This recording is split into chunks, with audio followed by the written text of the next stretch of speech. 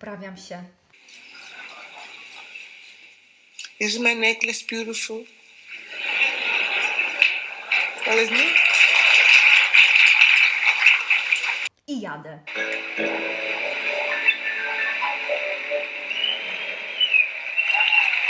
Cześć, witam Was bardzo serdecznie w Traktor Studio. Nazywam się Dominika Lichy i w dzisiejszym odcinku, który poświęcony jest Ninie Simone, opowiem Wam, dlaczego nazywano ją arcykapłanką soulu, świętą patronką buntu oraz czym dla niej była wolność. Zapraszam. And it's meant for a queen, and I'm a queen.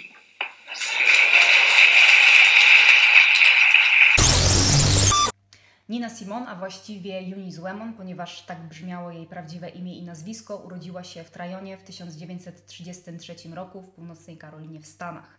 Była szóstym dzieckiem z 8 swoich rodziców, kaznodziejów pracujących w pobliskim kościele metodystów.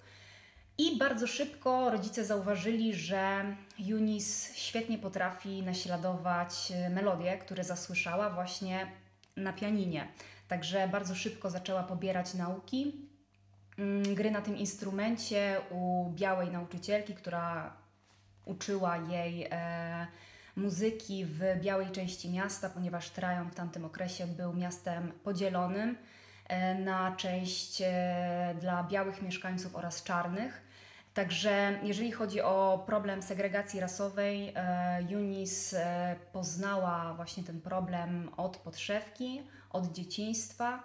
Z tego, co wspominała, w jej domu nie rozmawiano za dużo o segregacji rasowej oraz rasizmie. Rodzice chyba czuli się bezpiecznie, kiedy nie poruszali tego problemu w domu przy dzieciach. Natomiast Eunice w związku z tym, że bardzo dużo grała na pianinie od 7 do 8 godzin dziennie, czuła się bardzo wyobcowana z racji tego, że właśnie po pierwsze nie należała do białych z racji powszechnego rasizmu, ale czarne dzieci również nie dopuszczały jej do zabaw, także była bardzo samotnym dzieckiem i ta samotność bardzo silnie na nią wpłynęła, pozostała z nią do końca życia. Niestety, co odbijało się bardzo często w jej tekstach i muzyce. Drugim takim bardzo przykrym wydarzeniem, który spotkał Eunice w wieku lat nastu, był jej pierwszy koncert, kiedy miała 12 lat. I jej rodzice, którzy usiedli w pierwszym rzędzie w kościele, zostali wyproszeni, ponieważ uznano, że w pierwszym rzędzie mogą siadać wyłącznie białe osoby. I Eunice zareagowała, myślę, bardzo adekwatnie, bardzo odważnie i postanowiła, że nie zagra koncertu, jeżeli jej rodzice nie wrócą do pierwszego rzędu. I oczywiście przekonywano ją, starano się jej wytłumaczyć, że w ostatnim rzędzie słychać ją równie dobrze, natomiast ona się uparła i w końcu jej rodzice trafili do pierwszego rzędu z powrotem i Eunice dała swój pierwszy poważny koncert. Jej wielkim marzeniem od dziecka było zostać pierwszą czarnoskórą muzyczką klasyczną, pianistką klasyczną.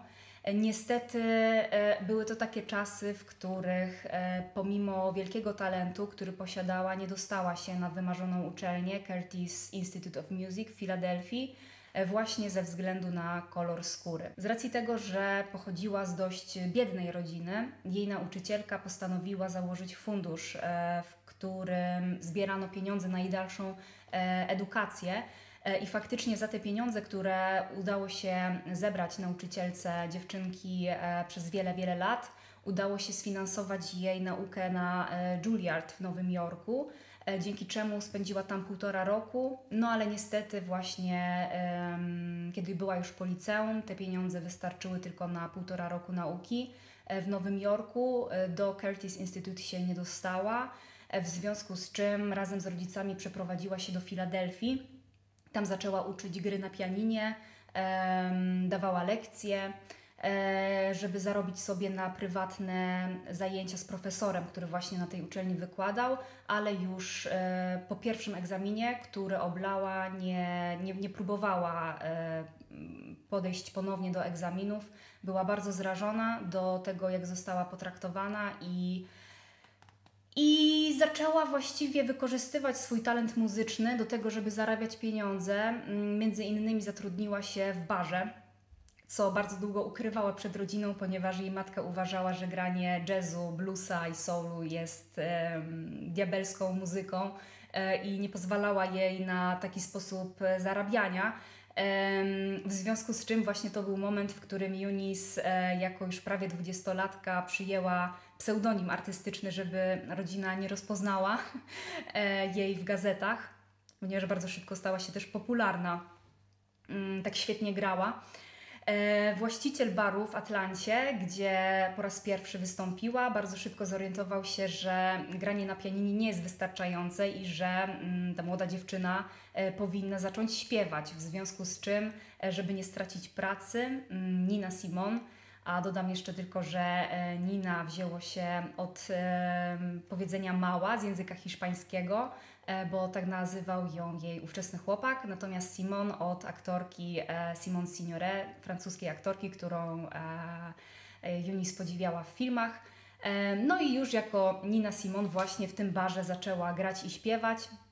I tak jak powiedziałam, bardzo szybko zyskała swoją stałą widownię. Ludzie przychodzili ją słuchać nie tylko właśnie ze względu na umiejętności muzyczne, które posiadała, ponieważ ona nie grała typowego soulu i bluesa, tylko łączyła go z muzyką klasyczną, którą umiała grać bardzo dobrze.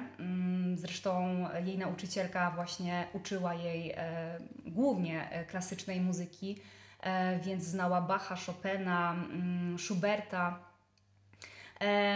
I do tego właśnie posiadała niezwykłą barwę głosu, którą wydobyła właściwie z przymusu po to, żeby nie stracić pracy. Wielokrotnie właśnie Nina Simone wspomina, że weszła do show biznesu całkowicie z przypadku, właściwie z przymusu po to, żeby zarobić pieniądze na życie, co też pokazuje, jak różne są powody, dla których ludzie odnoszą sukces. Czasami ta droga jest oczywista, a czasami całkowicie przypadkowa. W roku 1957, czyli kiedy Nina Simone miała 24 lata, nagrała swój pierwszy debiutancki album, który składał się z 11 utworów, które były niesamowicie zróżnicowane i pokazywały jej bardzo szerokie możliwości i muzyczne, ale też możliwości jej głosu, który, jak sama wyznawała, czasami przypominał kawę z mlekiem, a czasami brzmiał jak żwir. I na tym krążku znalazły się jej utwory, które potem grała właściwie przez całą swoją karierę. Album ten, który powszechnie znany jest pod nazwą Little Girl Blue, spotkał się z ogromnym uznaniem krytyków, którzy wychwalali umiejętności Niny Simone na łamach Variety czy New York Times. I utwory z tej płyty są do dzisiaj niezwykle popularne, między innymi My Baby Just Cares For Me, która w latach 80. stała się piosenką w reklamie Chanel 5, co przyniosło ponownie ogromną popularność śpiewającej wciąż Ninie Simone, ale również inne utwory takie jak Love Me or Leave Me albo I Love You Porgy. Były to utwory, gdzie właśnie przedstawiała swój szeroki wachlarz, jeżeli chodzi o interpretację i piosenek, ale też brzmienie głosu. Także właściwie jej debiutancka płyta od razu przyniosła jej ogromny rozgłos w Nowym Jorku, Filadelfii i tak rozpoczęła się jej profesjonalna kariera. W międzyczasie wyszła za mąż za bitnika, którego poznała w wesołym miasteczku, ale szybko rozwiedli się. Po 2 latach Nina Simone znów była wolna. W ciągu 4 lat współpracy z nową wytwórnią Colplix Nina Simone nagrała aż 10 albumów, które jeszcze bardziej ją wywindowały w kierunku popularności i sławy.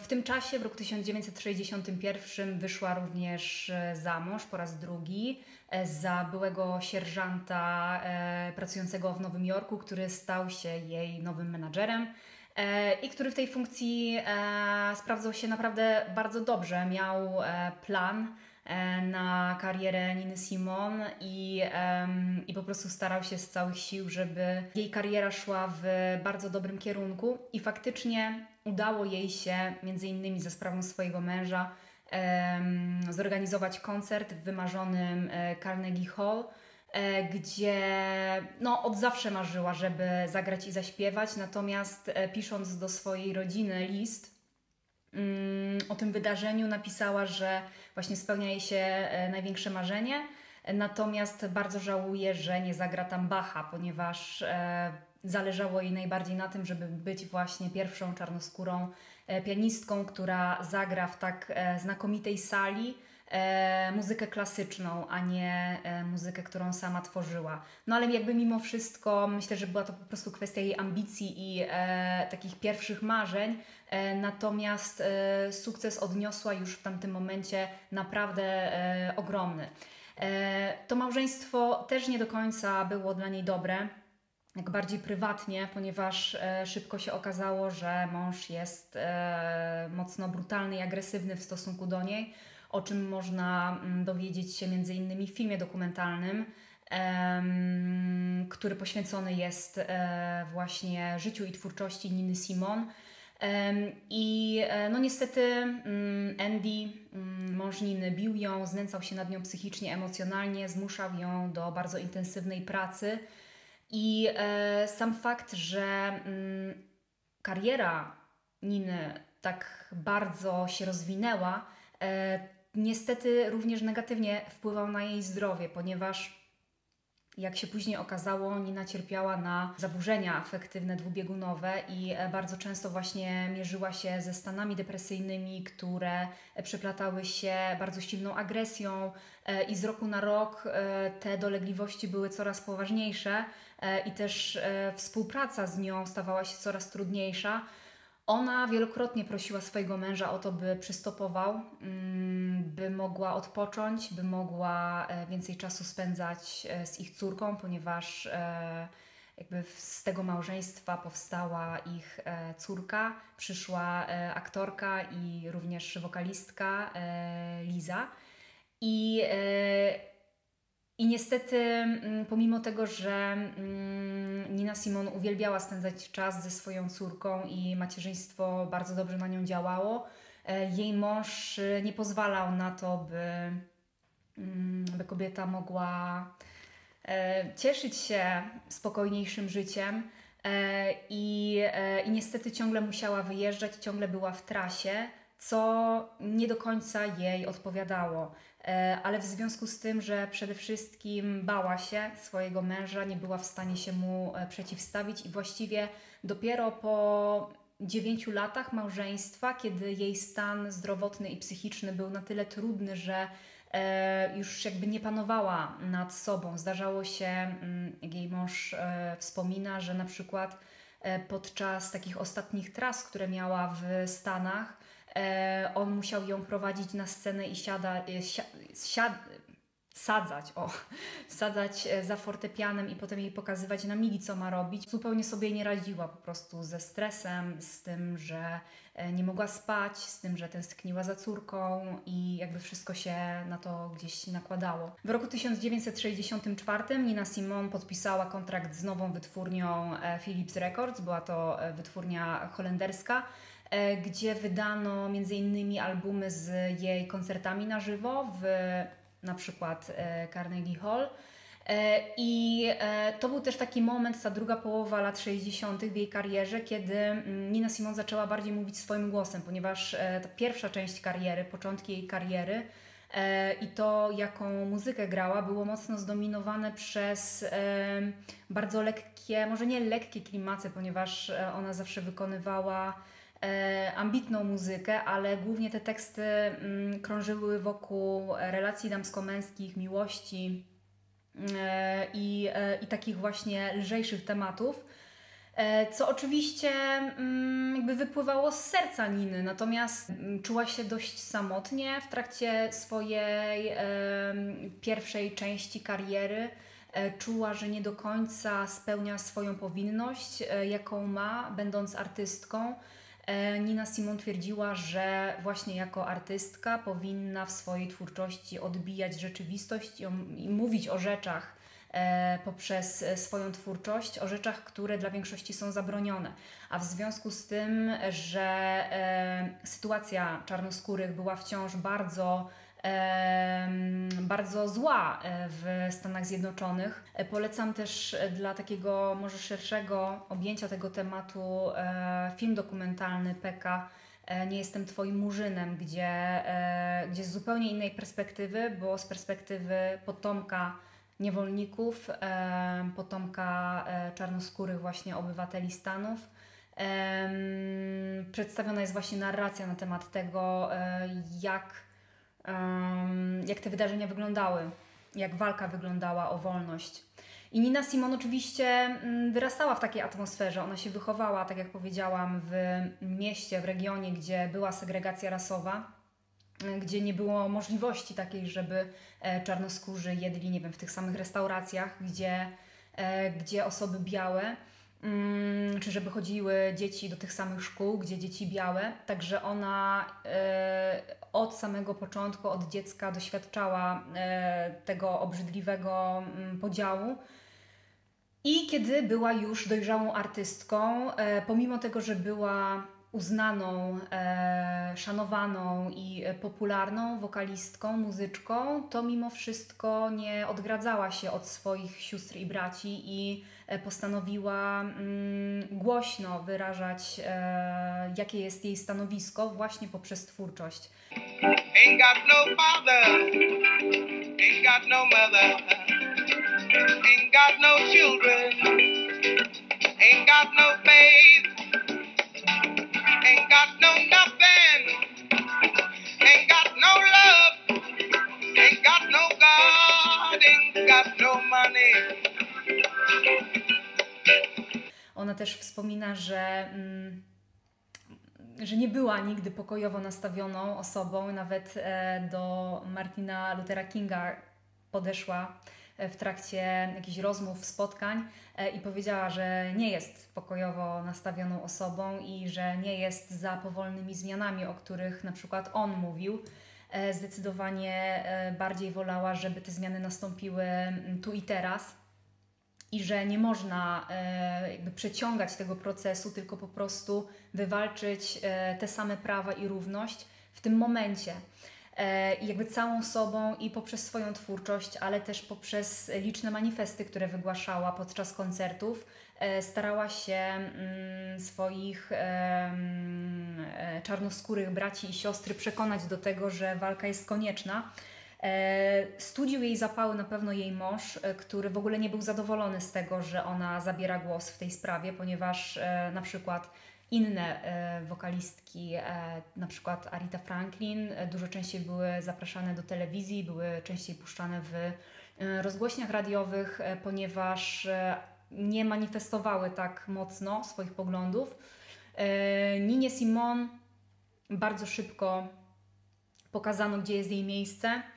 Między innymi właśnie nie zapraszając ją do telewizji, nie puszczając jej utworów w rozgłośniach radiowych, coraz rzadziej zapraszając na koncerty. Ona oczywiście starała się jakoś wybronić i na przykład bardzo zaczęła udzielać się politycznie, zaczęła otaczać się artystami z przeróżnych dziedzin sztuk i zaczęła bardzo mocno realizować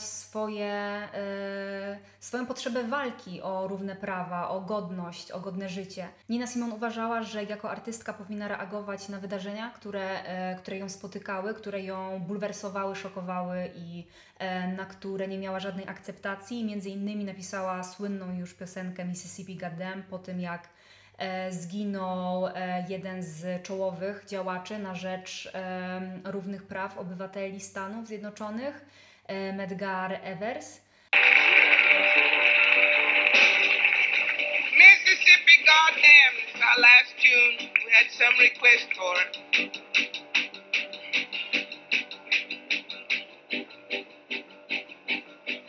Alabama's got me so upset.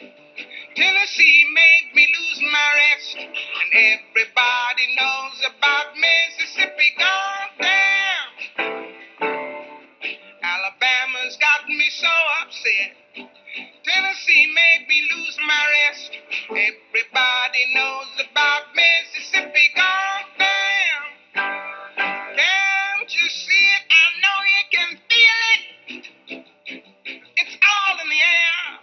I can't stand a fraction much longer. Somebody say a prayer. Alabama's got me so upset, and Governor Wallace has made me lose my rest. Everybody knows about Mississippi. Gone down. Właśnie w nawiązaniu do tego, co się wówczas działo na tym tle, Nina Simone na przykład napisała piosenki takie jak Go Limp albo For Women, gdzie nawiązywała również do dyskryminacji kobiet na tle seksualnym, ponieważ jak słusznie zauważała, kobiety są w jeszcze innej sytuacji niż czarnoskórzy mężczyźni, ponieważ kobiety są również dyskryminowane ze względu na płeć. Oh, mama, dear mama, no, I'm not afraid. I'll go on that march and return a virgin maid. With a brick in my handbag and a scowl on my face, barbed wire in my underwear to shed off disgrace.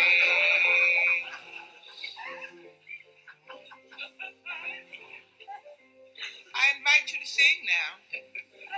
Innym takim utworem bardzo charakterystycznym, bardzo nawiązującym do tamtych wydarzeń był song z opery Za 3 grosze, Jenny Piratka, gdzie Nina Simone zinterpretowała tę piosenkę, ten song o dyskryminacji klasowej w Wielkiej Brytanii, właśnie pod kątem dyskryminacji również rasowej w Stanach Zjednoczonych.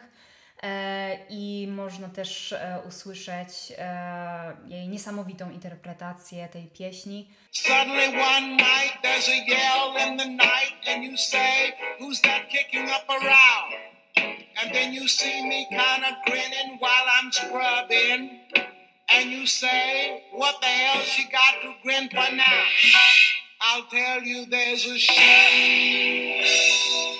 The black fader with a scar on his masthead will be coming in.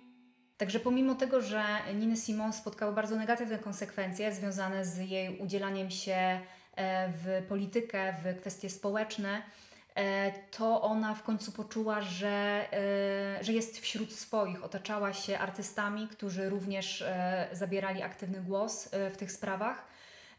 I pomimo sprzeciwów jej męża, pomimo tego, że faktycznie realnie negatywnie wpłynęło to na jej karierę, ona czuła ogromną misję i tę misję realizowała. Jeżeli chodzi o innych artystów, którzy Ninę Simone uświadamiali politycznie, była jej przyjaciółka Hansberry, która jako pierwsza czarnoskóra kobieta, w sensie jej sztuka, jej napisana sztuka została po raz pierwszy wystawiona na Broadwayu i między innymi na jej cześć Nina Simone 5 lat po jej śmierci napisała bardzo też słynny utwór, który stał się takim hymnem zwłaszcza młodych ludzi. And I remember inspiration is a very strange thing. Sometimes it just happens like a light. And I remember getting a feeling in my body. And I said, that's it. To be young, gifted and black, that's all. And sat down at the piano at that moment and made up the tune. And it just flowed out of me. I knew what I wanted it to say in essence, but I couldn't get the words together. So I called up my musical director and told him what was on my mind, explained to him a little bit about Lorraine Hansberry because he didn't know her. And he captured the mood, and the song was born less than 2 days later. And that's been less than a month ago. So I really think that she gave it to me. That's what I mean when I say that. I tak jak powiedziałam, Nina Simone poprzez swoją twórczość muzyczną starała się zabierać głos, manifestować, nawoływać czarnych do walki o swoje prawa w sposób aktywny, bezkompromisowy, czasami wręcz siłowy. Bardzo często odbierano ją jako osobę zbyt agresywną i zbyt bezpośrednią. Will your nation stand or fall? Is it too late And did Martin Luther King just die in vain? You know that he was for equality for all people, you and me, full of love and goodwill. Hate was not his way. He was not a violent man. So tell me, honey, tell me if you can, just why was he shot down the other day? It was prejudice, it was hate, bigotry sealed his fate. Go on, cry, cry, your tears won't change a thing. Will my country ever learn? Must have killed at every turn. We've got to know by now what the consequences will bring. W latach 70. nastąpił kolejny przełom w życiu i twórczości Niny Simone, głównie ze względu na doświadczenia, które przeżywała, między innymi właśnie rozpad małżeństwa, o którym mówiłam, ze względu na to, że te działania na rzecz równych praw nie do końca Ninie odpowiadały, nie do końca jakby przynosiły efekt, który ona oczekiwała. W związku z tym, że właśnie zaczęła udzielać się politycznie, jej kariera stanęła w miejscu i zaczęły się również problemy finansowe. Nina Simone nie płaciła podatków, straciła wkrótce dom, który kupiła wraz z mężem. Także tutaj pojawił się pomysł, aby opuścić kraj, gdzie spotykała się z tak złym traktowaniem. I postanowiła wyruszyć w podróż, która właściwie trwała już do końca jej życia. Wish I knew how it would feel to be free. I wish I could break all the chains still binding me. Wish I could say all the things that I can say when I'm relaxed.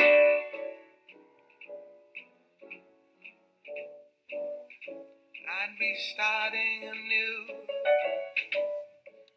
Nina Simone wielokrotnie zmieniała miejsce pobytu, mieszkała m.in. na Barbadosie, w Liberii, gdzie czuła się jak u siebie w domu w końcu.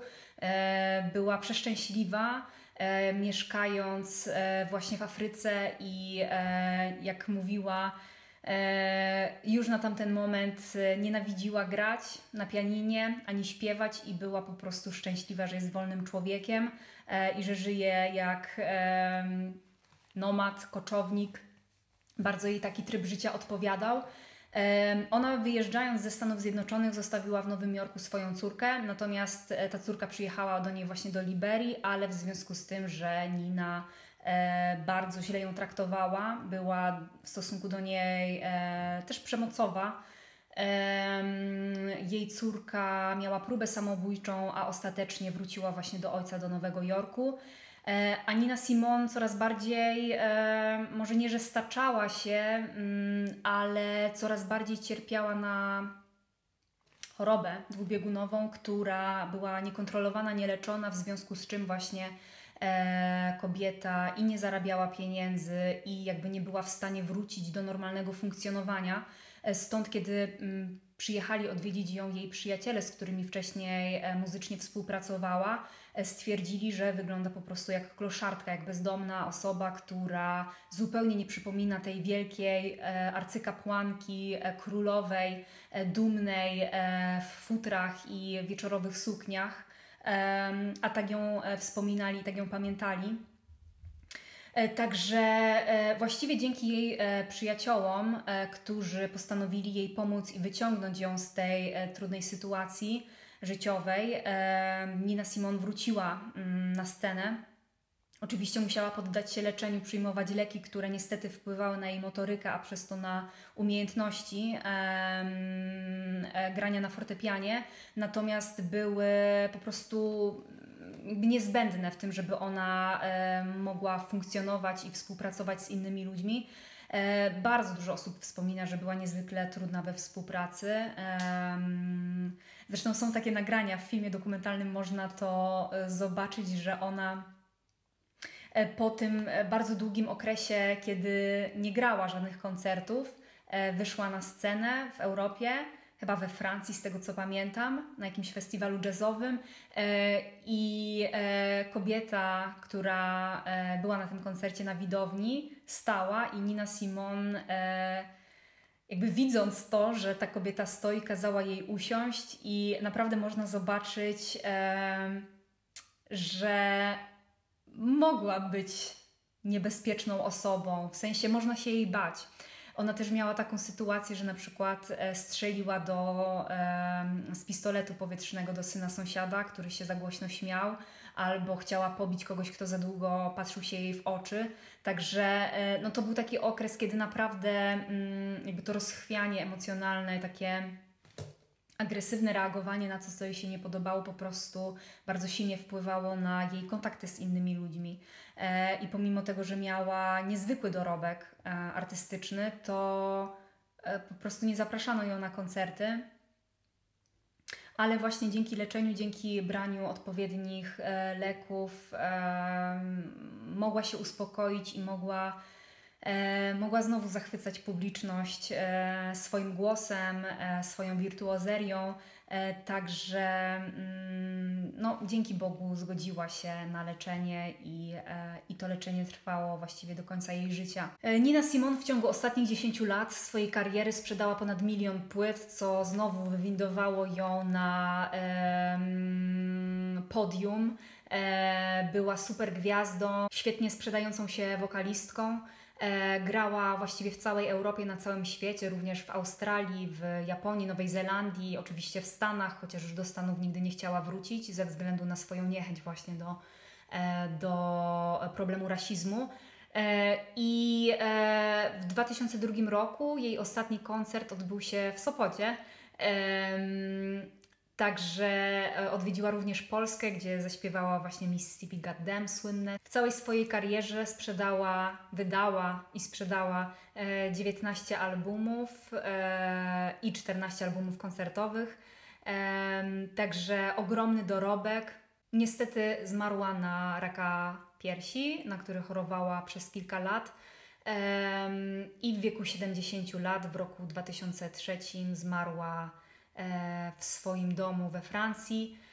Jej prochy zostały rozrzucone w kilku afrykańskich miastach. Jeżeli chodzi o nagrody i tytuły, to tutaj w źródłach napotkałam się na różne informacje. W niektórych podaje się, że zdobyła 4 nominacje do Grammy i 1 nagrodę Grammy.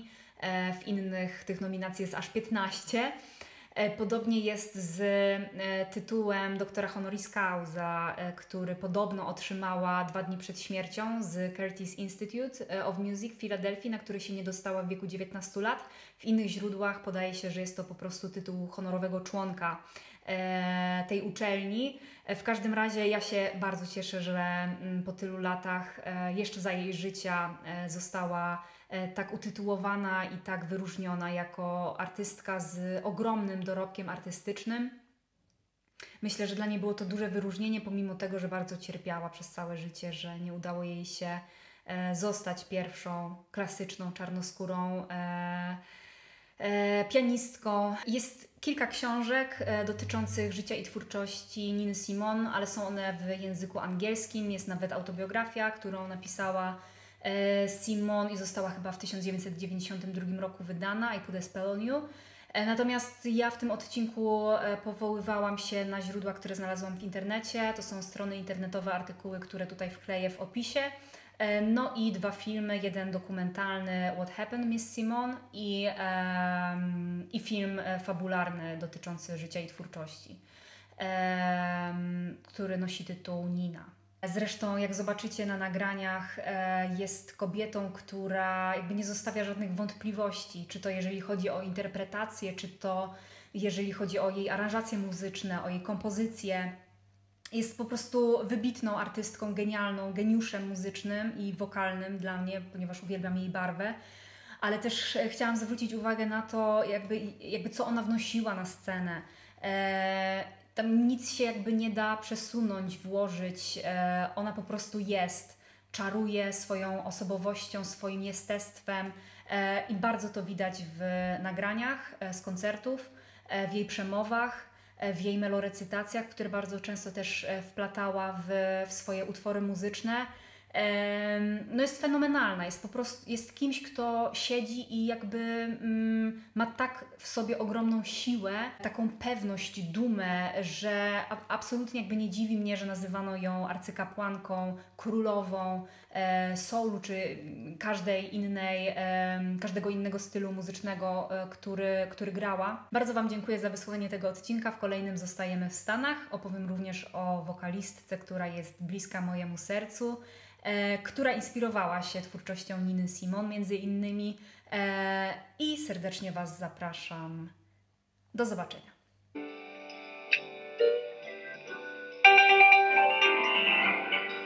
In my brain, see your face again.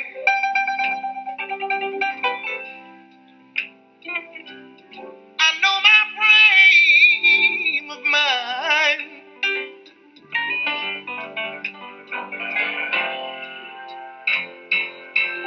You ain't got to be so blind, but I understand, 'cause I'm blind, so blind.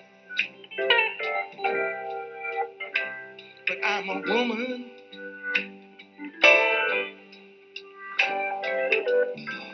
Can't you see what I am? I live and I breathe for you.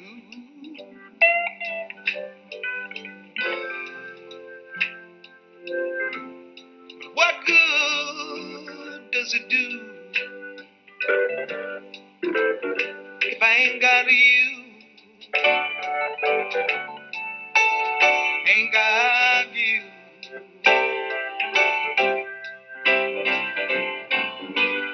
You don't know what it's like. You don't know what it's like to love somebody,